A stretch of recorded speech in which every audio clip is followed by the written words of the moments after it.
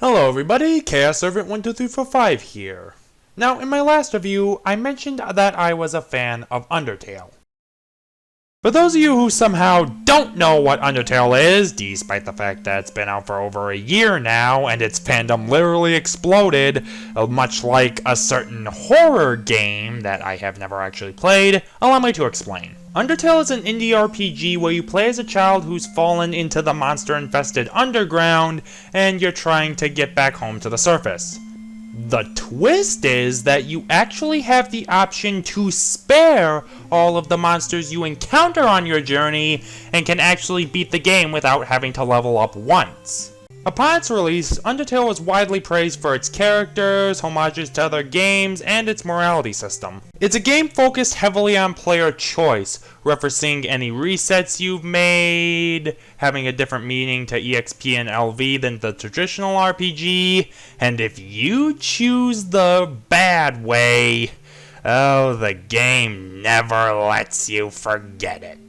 Unless you're like me and you just went into the game's files and erased the genocide run, thus botching the entire point that the game was trying to get across and putting me above all consequences. You know, maybe these really deep, trying to make you question the way you think about games sort of video games really aren't for me. But enough about my own botched experiences with the game, let's talk about the fan base. Now, as I just said, Undertale exploded in popularity when it came out. It got a ton of good reviews, theories, comics, and what we'll be looking at today, animations. How did one of its loyal fans do? Well, let's dig into Glitchtale numbers 1 through 5 and find out. The first animation is called Megalomaniac and starts by giving us the definition of a megalomaniac. A person who has an obsessive desire for power. You know, most of the players of Undertale who did the genocide run were actually just curious as to what would happen. So, what would that make them? So the animation starts up, and we show that it's depicting the fight against Sans, the character in the game who acts as your judge, jury, and executioner, and only fights you if you chose the worst possible path. It's set to a beautiful piano and vocal arrangement of Megalovania. You know, the song all you Undertale fans played to all your non-Undertale fan friends, and they loved it so much that they threw a brick through your window so they could hear it better. The animation here is actually really good, and can phase the more somber tone of the song with all the emotions that the Sans fight had to begin with. I've gotta say, I'm actually really liking this. It's a well-made fan interpretation of an important event in the game that stays true to the themes and ideas of the official work. Heck, it's effort like this that shows that fan works can be really good, despite what a lot of people may believe about it. It eventually gets to a point where Frisk decides that they want to reset the timeline, but then Char comes in and they say, "Nope, sorry bitch," and then they take over Frisk's body and start beating Sans. And heck, since Undertale's supposed to be all meta and crap, here's a really smart analytical way to look at this. Since Frisk is supposed to be a silent character that the player can insert themselves into, have Frisk in this situation represent the player's morality, while Chara represents their curiosity and determination to see what happens if they kill everything. Heck, this is probably exactly what the original game was going for, so interpreting the exact same thing here, that's just common sense if you're an Undertale fan. So yeah, serious claps to the creator of this animation. You clearly show that you have a talent in this field and that you understand the themes of the game perfectly. I've gotta say, this is a great fan work. It has its own unique style and way of showcasing what is probably the most famous part of this entire game. And that's all I can really ask for out of a fan work. Something that clearly shows you love the original work while still making it your own thing. And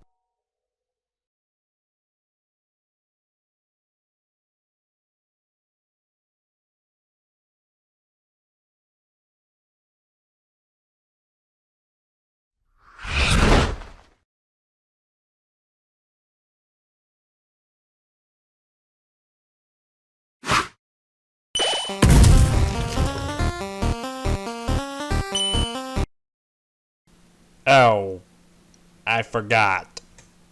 This actually classified as an Undertale AU. Yeah, let me explain. Undertale runs on multiverse theory. In the game's universe, there are multiple different timelines and various possibilities as to what could happen. And when the fandom found out about this, they took it to a whole new level. They created these various alternate universes, or AUs as they call them for short, and they basically played various scenarios like, what if all the Undertale characters switched places? Or, what if everyone was evil in Undertale? And those are the two most popular ones for some reason. So, yeah, the point is that there are a lot of these out there, and they usually have the same kind of namesake, like change one word in the title of Undertale, or Blacktale, or Under Blank, or stuff like that, and yeah, this actually classifies as an Undertale AU. You could have gone all the way and not made it Undertale AU and just have Char kill Sans right then and there, but still, this does not negate any of the praises I gave to you. So, yeah, with Frisk's soul, Sans kills Chara and resets the timeline, and that's the end of the first animation. The next animation is called Yet Darker, and opens up with some dialogue from W.D. Gaster. Don't know who he is? Well, here's a quick rundown. W.D. Gaster was apparently the original royal scientist before the one we see in the game, Dr. Alphys. Basically, his story was that he fell into his ultimate creation, the core, and now he's scattered across time and space. He's meant to be an Uboa-like character, one where we don't know anything about him or who he really is. He's just meant to be creepy as all heck. Fascinating. This timeline is strange. Why the heck am I a pony in this one?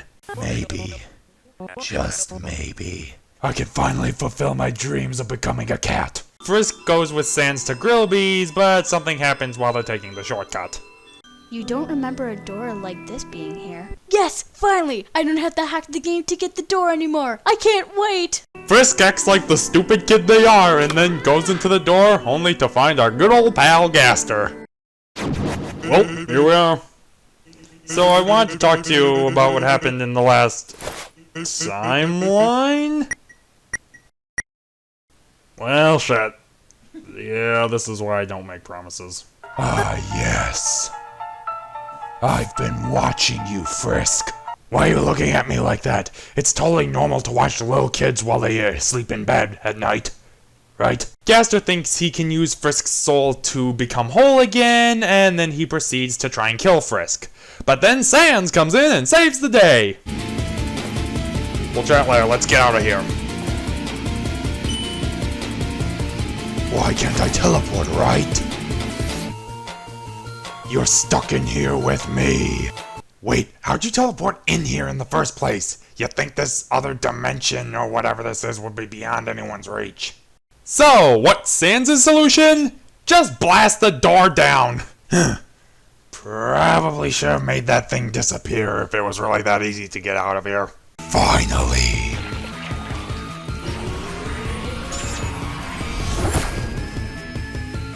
Hey kid, I don't want to alarm you, but I can't really beat this guy. And yet people still think I can beat Omega Flowey or even Azrael Draymore in a fight for some reason. No, I can't, you idiots! Get me away from them! Sans suggests that he absorbs Frisk's soul again, but when he tries to do it...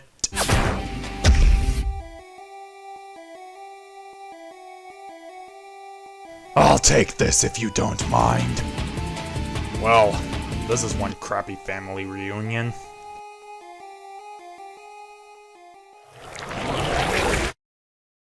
Gaster is taking your soul.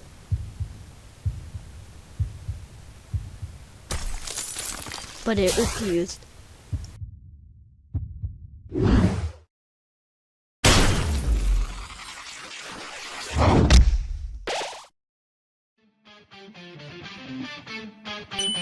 Wow, they held the tension for a full second. So yeah, Sans goes super, and then a fight between him and Gaster ensues. And yeah, it's a well-animated fight scene.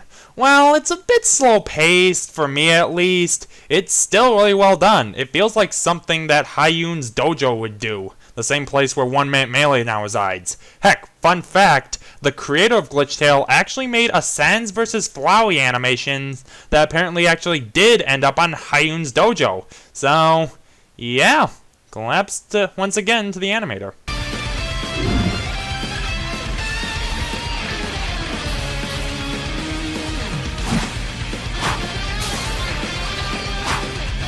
Wait, shouldn't the purple hand be the one with the strings? I mean, that was the color that had trap mode in the game.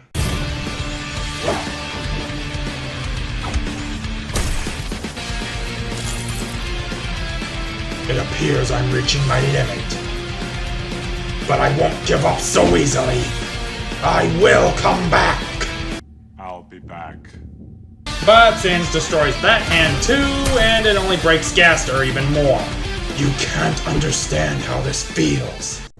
Gee, could you please not steal my lines? Thanks. To be alone.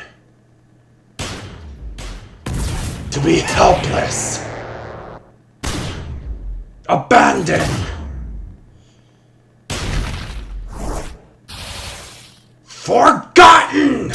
Well, Sans had absolutely no problem blasting down that door earlier, and you can sustain yourself for extended periods of time, so why didn't you just blast the door down yourself, find some random monster, and say, "Hey dude, I'm kind of scattered across space and time. Could you maybe get the royal scientist now to help me or something?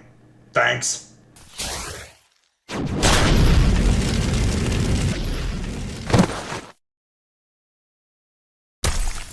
Oh, god damn it, last one broke so easily. I knew I shouldn't have gotten the cheap brand. I just want to come back. Destroying everything in your path is not the right way, G. I mean, come on, why didn't you listen to this loser without a life who's making this dumbass review? I'll use any means necessary. You know, for a supposedly brilliant scientist, you really aren't that smart.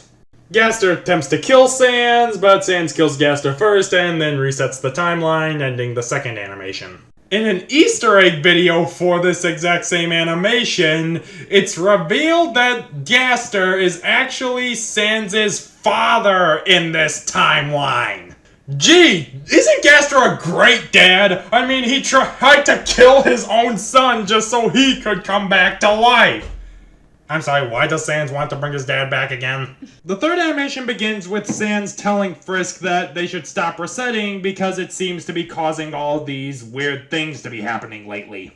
But we then see that Chora is back, and she somehow kills an Amalgamite. I'm pretty sure that you can't kill the Amalgamites. I never tried it before, but I do randomly know that attacking them will not work. Sans leaves, and Frisk notices that there's something weird in the lab. They go in to investigate and encounter Chara. These areas are fun, you know? I also found out that you don't need determination to exist in this world. Why, I only found this out now when I literally had years to. I have no idea. Because Chara killed the impossible-to-kill Amalgamites, that gave her enough determination to prevent Frisk from resetting. But then Flowey comes in and sees everything that's happening. What taking so long? Huh? Oh, that's just my Flowey voice. Isn't it the best Flowey voice ever? Hey kids, I'm here to steal your souls! Huh? Chara uses the determination extraction machine to get Frisk's determination, and Flowey remembers what they did in the genocide run, and so he goes to Sans for help. Hey, Smiley Trash Bag, wake up! Well now, what are you doing here? It's Kara! They got Frisk! Why are you even telling me this? Don't get me wrong, I still hate you! But none of us would survive if they get control over the timeline! I mean, she'd steal 40 cakes, Sans! 40 cakes! That's as much as 4 tons! And that's just terrible! So Sans teleports them to the true lab, and we get yet another fight scene. Yeah, now I'm starting to sense a pattern with these animations. Flame Whip! It's not very effective. super blast! Chara would show you slash on scary attack, but the fine weapon, then he slows him down and screw it out!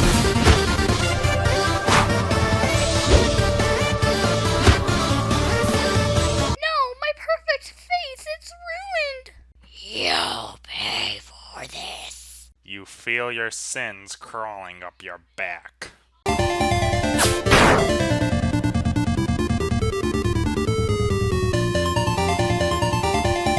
Welcome to my special hell. Okay, now you're stealing our lines. Frisk's time runs out, and the machine finishes extracting their determination. Sans and Flowey try to stop Char from getting it, but they fail. Sans teleports all three of them out of there, and Char accesses their old save file, ending the third animation. The fourth animation starts by showing us Sans working on a machine that he's apparently tried to fix 100 times before. What's the machine supposed to do? Bring back good old Gaster, of course! Impossible! How did he? Convenient.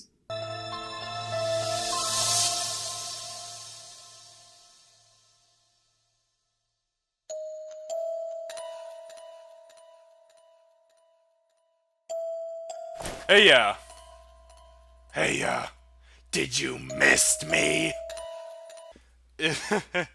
I still haven't forgiven the fact that you tried to flippin' kill me, you flippin' twat. Just be lucky that I didn't leave you to rot in the ether after that. Hey, what's wrong, kiddo? Oh! Don't worry, little human. I have no intentions to harm you. Yeah, our first meeting was a bit awkward with me trying to steal your soul and killing my son just to do it and all, and look, I was desperate, okay? So with the new party member, the team teleports to the human souls and Sans gives them to Flowey to become Omega Flowey. Char enters the room and they reveal that they got all of the determination that Alfie's extracted in the past, and she absorbs them, and we get yet another fight scene.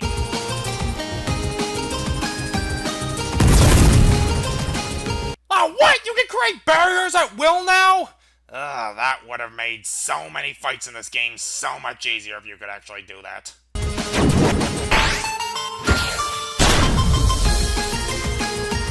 Wait here. Yep, I just abandoned my kid that I have to protect. Man, I was such a great father to Sans. Yeah, you were. This is why I pushed you into the core, you little twit.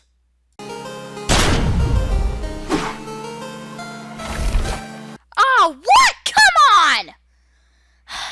You know, my parents being this incompetent is the reason why I ran away from home to begin with.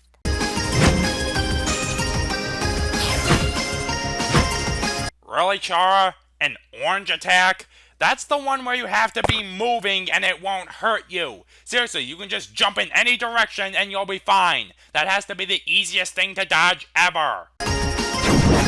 Oh, don't stand in the way and take it, Sans. Just throw Frisk off to the side. Seriously, this is just a pointless sacrifice. Why didn't you die?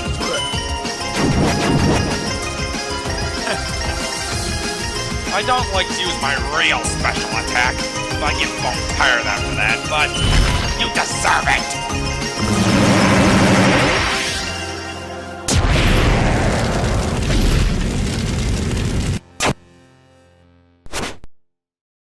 So, Sans' real special attack was the last part of his pre-fake special attack? But Chara lives and downs Sans.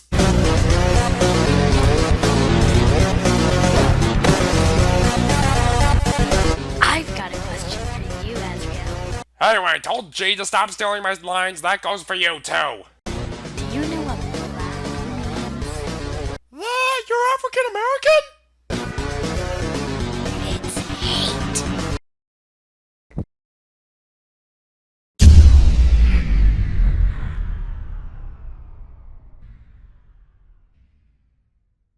So now Flowey is the only one who can stand in Chara's way.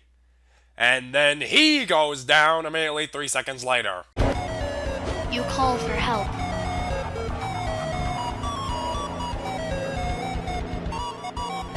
nobody came. Are you just going to steal everybody's lines? Cause now it's getting annoying. But Frisk gets all their determination back because shut up, and now they can somehow create barriers, and the other souls are revived now. Because the Kool-Aid Man is red, I don't know. So Frisk gives Flowey their soul along with the other 6 souls, and animation number 4 ends with a standoff between Chara and Azrael. The 5th and final animation begins with... Ah! Voice acting! Kill him with fire!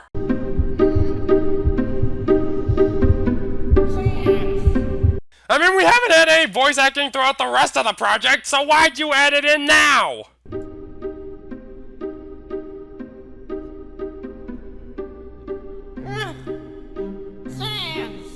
Are you okay? See, now dubbing this is really awkward. Thanks a lot. Yeah, just bone tired at the moment. We were so worried about it, I couldn't find you. Whoa, hey, calm down. I'm okay, really. Well, if you say so, brother. I'm glad you're okay. Also, what is that huge ball from over there? Asgore tried to break it with his weapon, but it didn't even leave a scratch. Wait, if Asgore's still alive, then how did Chara get into the barrier room? Meanwhile, in the dark bubble, Chara reveals this story's plot twist. The twist being that Frisk did all of the neutral timelines on their own, and that all the racial hatred came from the various things they killed in each timeline. Well, way to get back to the themes of the game like we saw in the first animation. Thumbs up! It makes me sick that they think they're above consequences. That they can just toy around with everyone and get away with whatever they want. Well, if you know how to mess around with the game's files correctly, you can. So, to make a long story short, that's why all these weird events have been happening. If Azrael tries to break the barrier, Frisk will actually die, and Char wants to erase the timeline forever. Char can't press the button even though they created it, because potatoes. Azrael refuses to do it, and so we get our final absurd Undertale matchup, Chara vs. Azrael Draymore.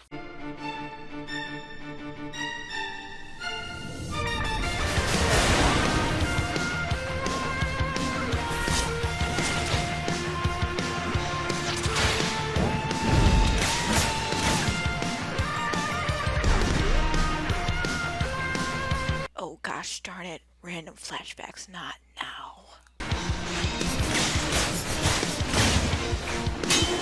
Taste the rainbow, motherfucker! Stop doing this, Kara! I don't want to fight you! Oh, that was just my Azrael Draymore voice. Wasn't that the best Azrael Draymore voice ever? Don't kill and try not to be killed. That's my philosophy. My precious. Who are you again? No, seriously, I forgot because I have a shit memory. No, get your purple goo off of me, ew! Again with this mix-up. In the game, it was the blue attacks where you didn't move and they didn't hurt you, and the purple attacks with the strings. 0 out of 10. Put in Shrek. Welcome to my special. No! You've stolen enough lines in this thing already! No more!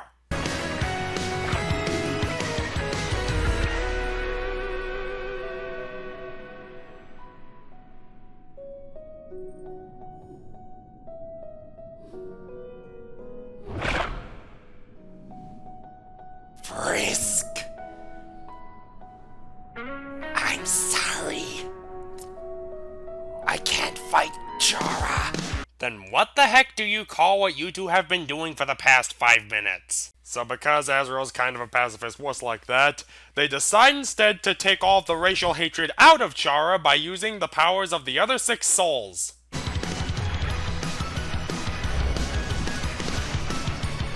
are filled with kindness. Yeah, don't underestimate the power of kindness, bitch! You're filled with perseverance. Actually, wait, here's a question. Is there really a difference between determination and perseverance? I mean, they mean exactly the same thing.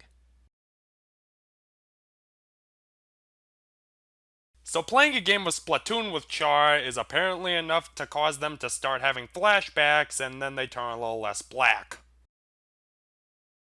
Azrael turns back to his original form. He reminds Chara that, hey, we're kinda friends, remember? They hug it out, and then Chara finally turns Asian again. What? Unfortunately, this means that Char will cease to exist, so they decide to use their soul as the seventh and final soul needed to break the barrier.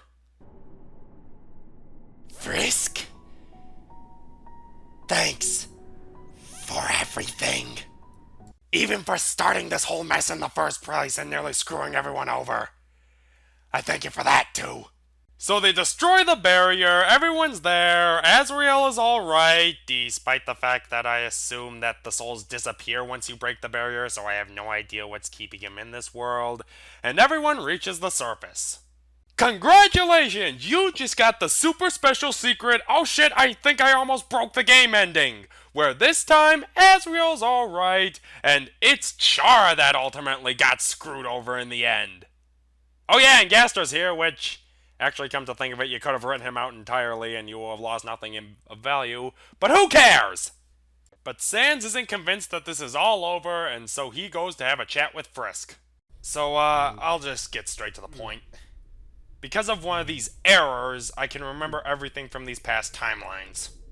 And that is not because that's something that I've always been able to do. Seriously, get me right, Undertale fanbase, jeez! Since Sans is convinced that Frisk will eventually get bored enough that they're going to reset the timeline again, he asks when he's going to do it.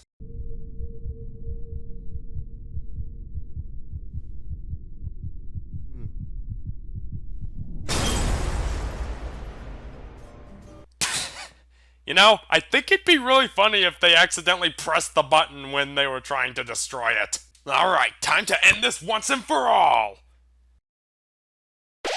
Wait, no, I didn't wanna... So Frisk finally decides to move on with their life, finally bringing Glitchtale to a close. Oh yeah, and we also see some asshole at the end who works for a place called the Anti-Monsters Department, and that sets up for the next season, I guess. But anywho, these animations are pretty dang good, all things considered. Now, I don't consider myself all that critical or very much of an in-depth analyzing person, but from what I detected, there was nothing majorly wrong with it. The animation is well done, the story leaves you wanting to see what happens next, and Sans actually has a reason to have the power he does here, which, believe me, after how much the fanbase wanked him, that is refreshing. I do stand by what I said about Gaster being kinda pointless to the overall story, but it wasn't devastating to the project as a whole. Everyone's in character, the creator shows some nice understanding of the game's message, and it was an overall enjoyable experience. This is something I'd recommend. And if you're looking for a good Undertale AU and the other options weren't exactly your cup of tea, I think this one will be. Huh. I just realized that my first review was about a bad MLP fanfiction, and here's my second review, which is about a good series of Undertale animations. But you know, MLP's been with me longer, and I honestly value it more. So, you know what? Just to even things out, next time, I'll review a good MLP-related YouTube video. I'm sure I had something like that picked out, or I could review that. See you all next time.